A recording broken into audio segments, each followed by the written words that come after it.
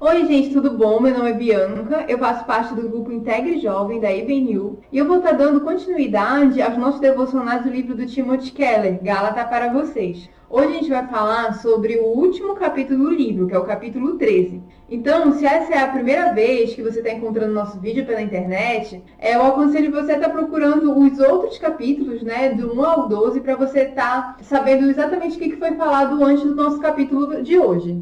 Então, hoje, especificamente, a gente vai falar sobre Gálatas 6, dos versículos 6 a 10. O versículo 6 fala assim: O que está sendo instruído na palavra, partilhe todas as coisas boas com aquele a quem o instrui.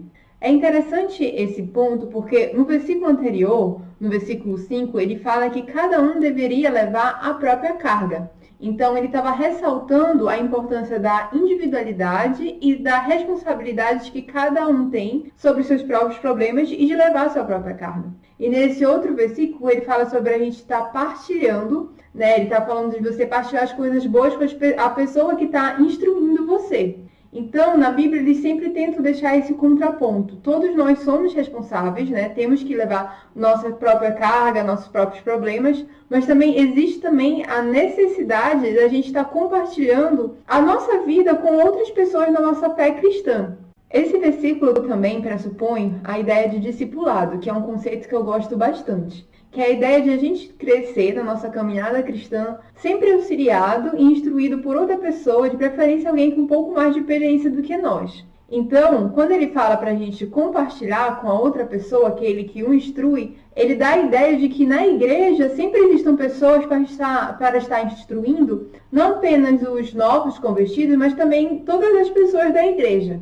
Essa ideia de que a pessoa instruída deve compartilhar as coisas boas tem duas principais interpretações que são discutidas no texto. A primeira é de que essas coisas boas significa que ela está já compartilhando realmente da própria vida. Então, a ideia de que o aluno que está sendo instruído não é apenas uma pessoa passiva, é uma pessoa que está compartilhando, que também pode estar ajudando nesse processo de aprendizado. E a segunda ideia é de que essas coisas boas também se refiram ao apoio financeiro. Uma ideia, na verdade, não exclui a outra. Então, quando ele fala de compartilhar coisas boas, também se refere a estar ajudando financeiramente as pessoas que instruem. E aí isso leva a um outro tópico, de que a gente deve cuidar das pessoas que trabalham em nossas igrejas, aos pastores, aos líderes, de forma muito acertada. A gente não pode deixar essas pessoas desamparadas. Então, não é como se a gente tivesse uma relação comercial com nossos líderes da igreja, mas a gente precisa entender que nós, como igreja, também somos responsáveis de promover todo o suporte financeiro que essas pessoas precisam. A gente não pode achar que as pessoas, por estarem falando da palavra de Deus e por serem líderes de ministérios, elas podem viver de qualquer jeito. A gente realmente tem que ter todo esse zelo por essas pessoas que dedicam a vida para estar falando do amor de Cristo. Bem, então prosseguindo no nosso texto, no versículo 7 ele fala assim: Não se deixem enganar, de Deus não se zomba, pois o que o homem semear, isto também colherá. Quem semeia para a sua carne, da carne colherá destruição, mas o que semeia para o Espírito, do Espírito colherá a vida eterna. Então aqui ele vai trazer um conceito que é muito comum em várias culturas, não apenas no cristianismo, que é o que a gente fala de lei de semeadura, ou às vezes lei do retorno, que é a ideia de que o que você planta, você colhe. É uma ideia muito intuitiva, baseada nas leis da agricultura, de que a gente só pode esperar colher aquilo que a gente plantou. Então, isso um pouco afasta a ideia de que Deus é um Deus super vingativo, que está tentando se vingar a qualquer momento de todas as coisas ruins que a gente faz, mas que, na verdade, muito do que acontece em nossas vidas tem mais a ver com o que a gente plantou de verdade. Então, o que a gente está plantando? No que a gente está gastando as nossas energias, os nossos pensamentos? O que a gente está realmente usando nossas forças? Então, ele vai fazer essa contraposição. Ele está usando nossas forças para as coisas da carne ou para as coisas do espírito. Então, ele vem trazer essa ideia de que, assim como na natureza existem leis orgânicas que fazem tudo funcionar, no mundo espiritual acontece mais ou menos da mesma forma. Mas então, Bianca, o que significa semear para a carne ou semear para o espírito? Significa então que só as coisas que a gente faz para a igreja que vale a pena e aquilo que a gente faz no nosso mundo material ou aquilo que a gente faz para o nosso próprio corpo não é importante? E na verdade, não é bem isso que Paulo quis dizer. O conceito que ele dá de carne não significa literalmente o nosso corpo. Eu gostaria de ler com vocês o trecho do livro que ele descreve o significado de carne, que é assim: ele já mostrou que o significado de carne é a parte do nosso coração que deseja manter o controle da nossa vida, agindo como uma espécie de salvador e senhor próprio, resistente ao evangelho da graça, sem preço e buscando continuamente fazer por merecer a nossa própria justiça.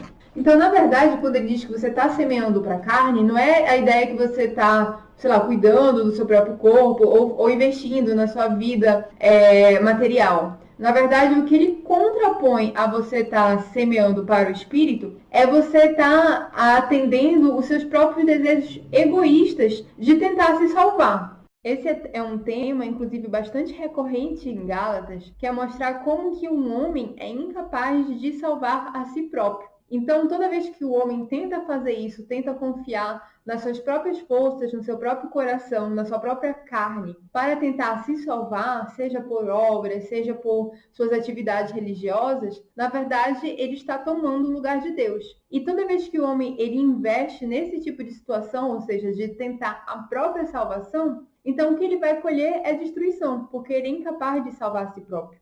Mas se por outro lado você semeia para o espírito, então a ideia de você semear para o espírito não é você ficar tendo necessariamente atividades religiosas, mas você confiar a sua vida na graça salvadora de Cristo. Então, se você semeia para o Espírito e você confia em Deus para a sua salvação, você colherá a vida eterna, que é uma promessa maravilhosa. Então, prosseguindo no nosso texto, os últimos 2 versículos desse devocional, fala assim: "E não nos cansemos de fazer o bem, pois no próprio tempo colheremos, se não desanimarmos. Portanto, enquanto temos oportunidade, façamos o bem a todos, especialmente à família da fé."